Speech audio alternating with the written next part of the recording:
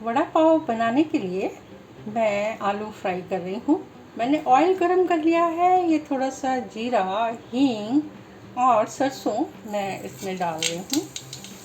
और मैं अब इसमें एक थोड़ा सा अदरक और हरी मिर्च पिसा हुआ डालूँगी। बॉम्बे में इस वड़ा पाव में आलू में इस तरह का ये ज़रूर डाला जाता है, अदरक और हरी मिर्च पिसा हुआ, इसलिए मैंने ये डाला है। और इसके बाद मैं इसमें ये हल्दी डाल रही हूँ, हाफ टी स्पून। और अब ये आलू जो मैंने बॉईल करके और छीलकर और हाथ से तोड़कर तैयार कर लिए थे वो डाल रही हूँ। और अब मैं इसमें स्वाद अनुसार नमक डालूँगी, हाफ टी स्पून।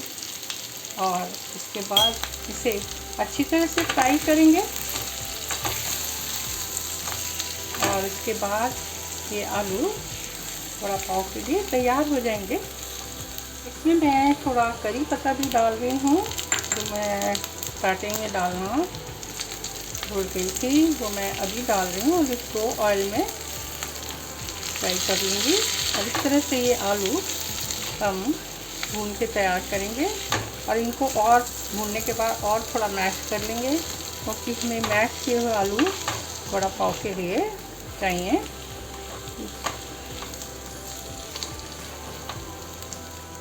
ये आलू बहुत अच्छे फ्राई हो चुके हैं।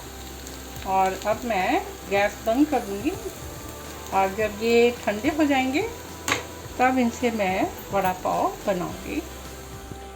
वड़ा पाव के वड़ा बनाने के लिए मैंने कुछ बेसन लिया है, जिसमें नमक मिर्च डाली है। और इसे मैं पानी डालकर घोलूँगी।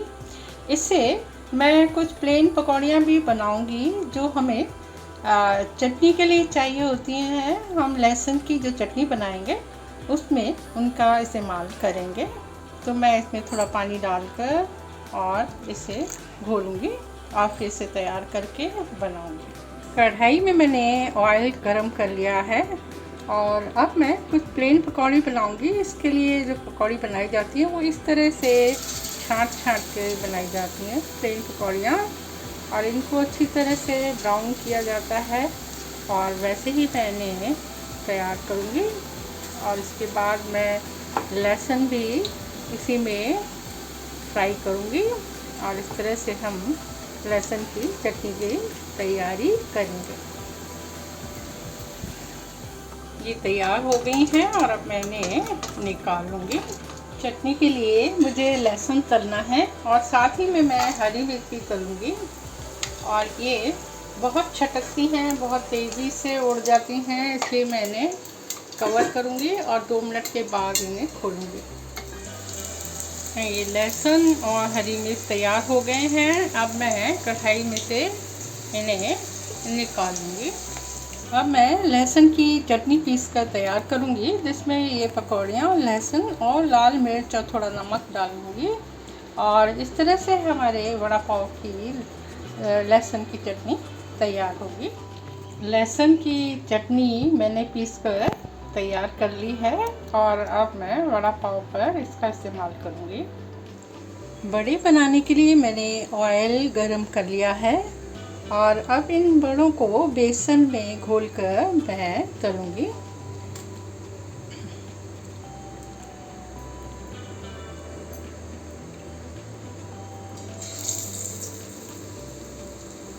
बेसन बहुत ज़्यादा गाढ़ा नहीं रखना चाहिए, पतला ही होना चाहिए। मतलब ना बहुत पतला और ना बहुत गाढ़ा, ताकि उसकी परत थोड़ी पतली रहे और वो खाने में स्वादिष्ट लगे। अगर हम बेसन ज़्यादा मोटा रखेंगे तो वो इतने स्वादिष्ट नहीं बनेंगे। बेसन का ही स्वाद आएगा उनमें। इसलिए इस बेसन को थोड़ा पतला ही रखा जाता है। और इस तरह से बड़े तलने के लिए डाले जाते हैं। ये एक साइड से तल जाएंगे तो मैंने दूसरी तरफ से पलट दूँगी। ये बड़े एक तरफ से बहुत अच्छी तरह से सिक गए थे और इन्हें मैंने दूसरी तरफ पलट दिया है।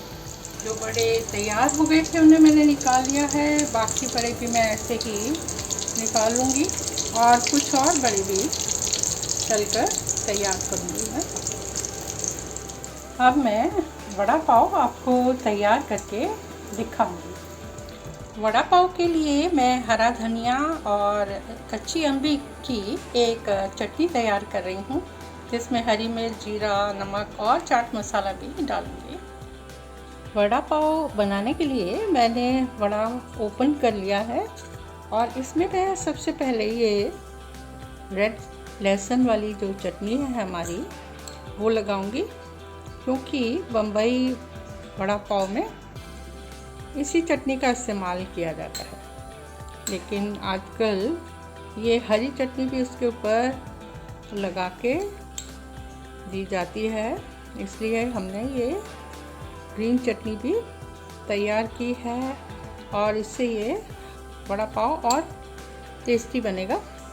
और इसके बाद ये वड़ा इसके ऊपर और फिर ये चटनी और ये चटनी और इसके ऊपर एक हरी मिर्च भी लगाएंगे, वो भी लगाकर इसके ऊपर दी जाती है। और इस तरह से ये हमारा वड़ा पाव तैयार हो गया है। ऐसे ही मैं और वड़े पाव बनाऊंगी और आप भी इस रेसिपी को बनाएं और वड़ा पाव घर में ही बनाकर एंजॉय करें।